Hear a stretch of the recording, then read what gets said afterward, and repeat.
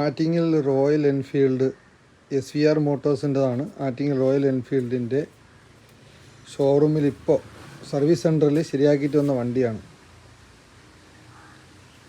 വണ്ടി മൊത്തം കിലോമീറ്റർ 25,242 കിലോമീറ്ററാണ് റൺ ചെയ്തേക്കുന്നത്.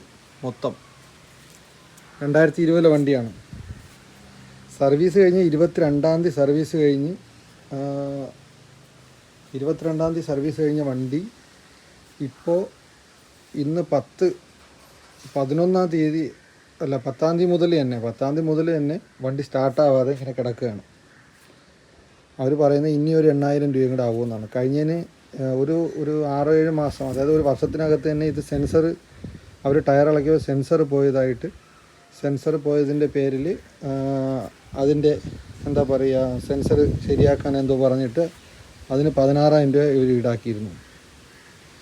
ഓരോ സർവീസിന് കയറ്റിയിട്ട് ഇറങ്ങുമ്പോഴും ഒരു മാസത്തിനകം വീണ്ടും റിപ്പയർ ആവുന്നത് ഇത് പതിവാണ്. ആറ്റിങ്ങിലാണ് ഇതിൻ്റെ ഷോറൂം.